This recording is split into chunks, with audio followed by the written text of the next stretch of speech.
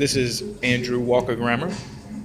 I am here in the Trump Hotel in Washington, D.C. It's a beautiful place. The architecture is wonderful, truly marvelous. Incredible floors, the chandeliers are beautiful.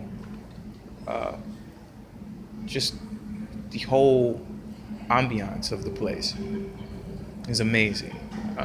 Definitely classy. Classy is an understatement. It's more sophisticated. A lot of people I would like to address something. A lot of people would like to ask me, or have asked me before. I wouldn't say a lot of people, but a few people have asked me before, why do you follow Donald Trump? You know, why would you vote for him? Especially African Americans. African Americans have this complex about other African Americans being connected to or associated with white Americans. I've never had the type of upbringing as far as my inner family is concerned. There were people outside of my family that had different issues or different perspectives, but my inner family was not like that. In fact, my grandmother, may her soul rest in peace, was not a racist person. She was a little prejudiced, but only towards those who were prejudiced towards her. But for the most part, my grandmother's side of the family come from Euro Americans, white Americans. I am descended from white Americans on my grandmother's side. With that being said, there's a part of me, like something genetically about me that has me liking classy things and things that people, high class, what people call it, luxury items and like luxury. The lap of luxury is what people would, the old cliche, but like the finer things in life, quote unquote. It's not quite like that. I just enjoy order, and I enjoy class, and I enjoy cleanliness, and I enjoy, I don't know, I just enjoy things being put in the right perspective, things being put in the right way. I like sophisticated things. I like things that are a little bit more complex than what other individuals would like. I don't know. I just like working to get to a point in life where the things that I acquire, I appreciate. It's not really for others. It's for myself, basically. And seeing a place like this, you can tell that this man appreciates, at least the people who designed it, appreciate the same type of values. But again, back to why I follow Donald Trump. I follow Donald Trump for those very reasons. Not only that, but he's a man of order. He's a man of law. He's a man of, not to say that he's perfect. No one's perfect. No one's perfect. But not to say that he's perfect or anything like that. But his father had a vision, and his father had a goal, and he put his son on that goal, and his son carried it out. And I happen to come from the generation under a generation, maybe two generations, where the son would actually follow in the footsteps of his dad. Unfortunately, I didn't have a father growing up. My natural father wasn't there. I'm not going to let that stop me, and I'm not going to sit here and complain about it either. I don't cry or complain about things like that. It had happened, oh well. But I admire individuals who had a father and decided to go off into the family business and decided to continue on the family legacy. That's something that I do admire a lot. I adore that, simply because it shows loyalty to the family, shows loyalty to the father's vision and the father's goal. It keeps the family name going. It keeps the family genetics going. It keeps the family's philosophy in life, the lifestyle, the perspective. It keeps it here. Long after you're gone, it's still here with your children, and your children are continuously building off of it.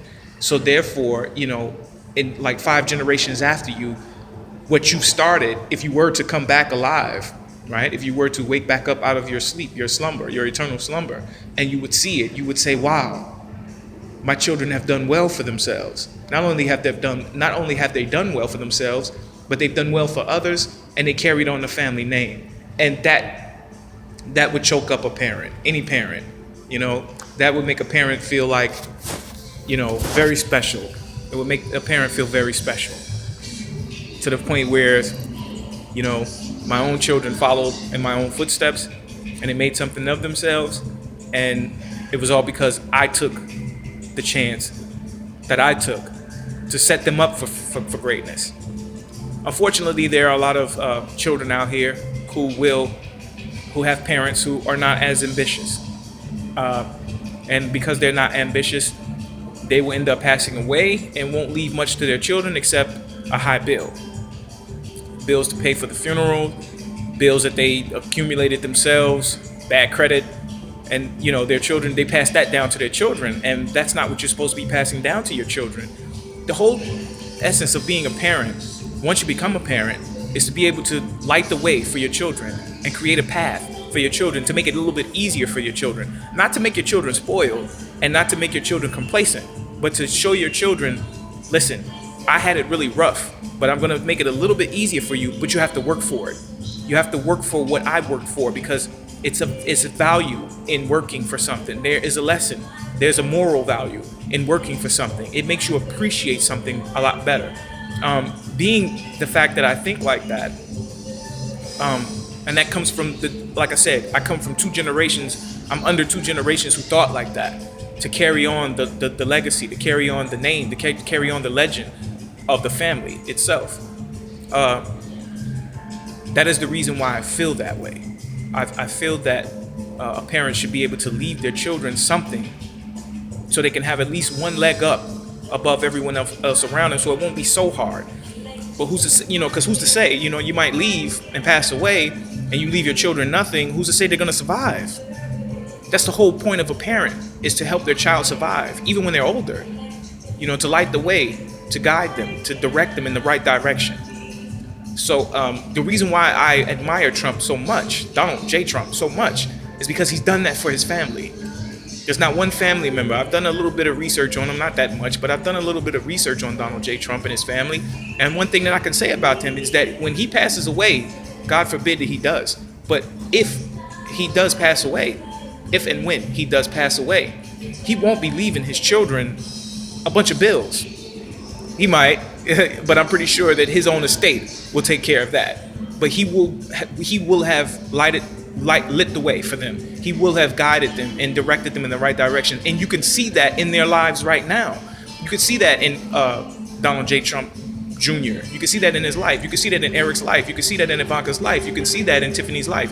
You can see that they're following in their footsteps, but they're doing it in their own way because they have their own personalities and their own individualistic characters. And that's something that I wish that I had in my family. I don't have that in my family. So that's why I admire it 2 times more, because I'm lacking that in my family. So when I see that in him, coming from 2 generations of where that was actually respected, an ideal like that was actually respected, and it was actually performed. That's why I'm not, how would I say, that's why I'm more attracted to his goals, his lifestyle, his ambitions, his philosophy in life. Even being president, the way that he's guiding the country and governing the country is very interesting to me, because he's doing it in a way that reminds me of the older presidents before me, the presidents that I've studied. He's doing it, and they would call it old school. I don't call it old school. I call it classical, traditional. This is the reason why I'm a Republican or a conservative, because he's doing it in a traditional way. He has those traditional values. If you want to call it old school, you could call it old school. But at the end of the day, if it works, it works. Regardless if it's new school or old school. If it works, it works. And what he's doing is working. It's productive. It's progressing. It's moving us forward. I don't want to, for lack of a better word, I don't want to use that word progression, but for lack of a better word, that's what I meant by productive. They have taken the word progressive and used it for the left, but I mean progressive in the normal definition or the regular definition of the word progressive. He's progressing the nation in the right direction. What's not to admire about that? So yes, just basically wanted to kind of let people know this is the reason why I do follow him, and this is the reason why I believe in his ideals. I believe in his concepts and his value system, And I share those same value systems. I'm still getting older, and as I get older, I'm learning more. Not to say that anyone younger hasn't influenced my thinking, because they have. You know, you can teach an old dog new tricks if the old dog is willing to learn new tricks. And if you want to survive in this world, you have to learn new tricks, because if you don't, you won't survive, especially with a new generation.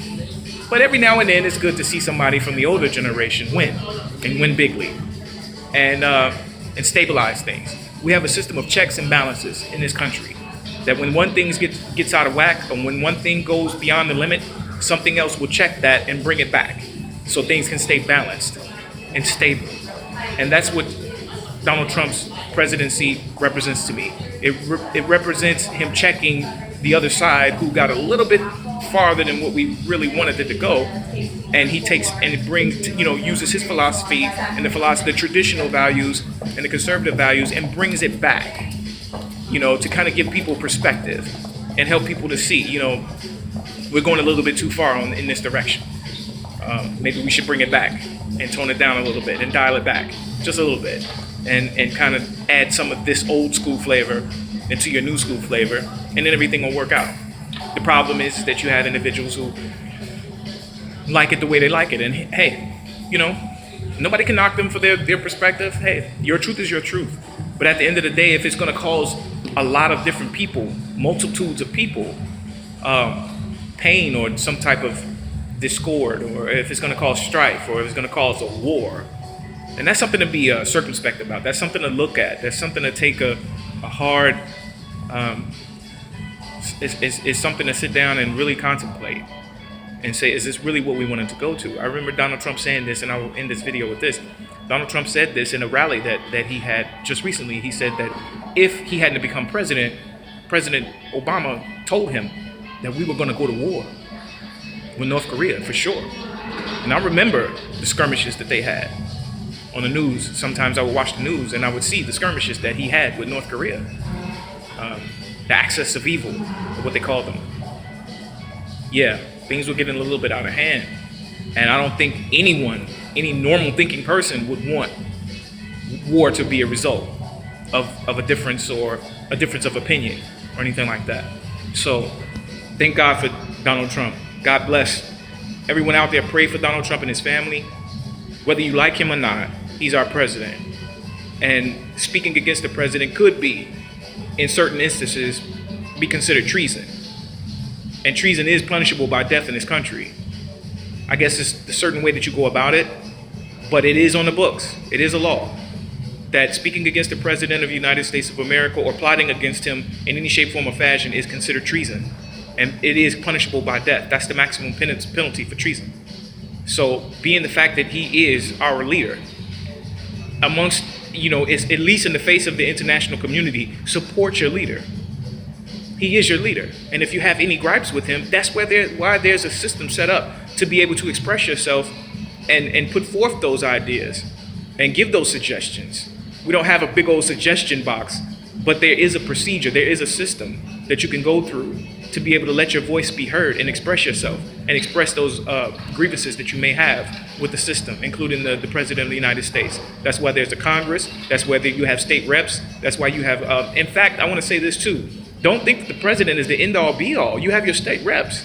You have your local government. You have your congressmen, your aldermen in some, local places. You have mayors. Of course, you have your representatives. You have your senators. There's plenty of people that you can go to that you have a grievance about the government, that you can go to them and speak to them about these grievances. It may take time for you to get these grievances heard. But at the end of the day, there's a circuit court, there's a court of appeals, and there's a Supreme Court. There's a way. You just have to be patient, because there are many people. We live in here amongst millions of people here in the United States of America, and there are a lot of people that have grievances. So you might have to take a little bit of time to wait. But that doesn't mean that you won't get heard. You just have to be patient. Patience is a virtue, So let those grievances be heard and express yourself, but don't go against the President of the United States. And don't treat him and his family like they don't mean anything. Because if they didn't mean anything, they wouldn't be in the position that they're in right now. It's obvious. A lot of people said that he was incompetent to hold this job. I can't tell that, especially with the unemployment rate being as low as it is, because of the tax cuts that he put forward, because of the international and tariffs that he put on these other countries to pay us back the money that we need to pay our bills. Obama said that we weren't paying our bills. Well, let's just wait to see what those tariffs bring in the next couple of years. Give it a minute. But I can't tell that he's incompetent. He wouldn't be the president of the United States. America voted him in. America voted him in. Whether you're a Democrat, Libertarian, or whether you're independent, America voted him in. And because America voted him in, Democrats, Independents, and Republicans, it is our duty as an American citizen to respect that man's office and to at least give him the voice that he earned. The voice that he earned and worked for. Beyond being a billionaire. Look at this place, man. Beyond being a billionaire. Why would Donald Trump be the perfect president? Huh? Why wouldn't he be the perfect president? He's a billionaire. He knows how to work the system and work it to the advantage of himself and his family. So why wouldn't he be able to work it for the advantage of the whole nation? You know, what you learn on a micro level, you could take it and put it on a macro level. He's taking his own life as an example and applying that same knowledge and that same information and that same data to the whole country. And it's working just like it worked for him. Why wouldn't he be the best president right now, especially right now for the country in the state that the country's in right now? Why not? Why not? It wasn't working for the last 8 years. And in 2 years, he changed everything around, which lets you know that he thought about this. He contemplated how to make America great again before he even became president, because he came right in making it happen. That's something, isn't it? What a guy. All right, I'm signing out. I know you guys tired of hearing my mouth, especially you African Americans out there that can't stand white Americans doing a good job. Hey, look at it this way. If he didn't do a good job, what would you be? What would you be? What would that nice little cushy job that you have that pays the bills, that supports your family, where would it be? Huh? Would your daughter have that brand new Christmas gift that she's about to get? That Thanksgiving dinner that you guys are about to have? Would that turkey be as big? Would it be just as juicy? Probably not. Be appreciative. Be grateful, because it could be worse. Signing out. Andrew Walker Grammar.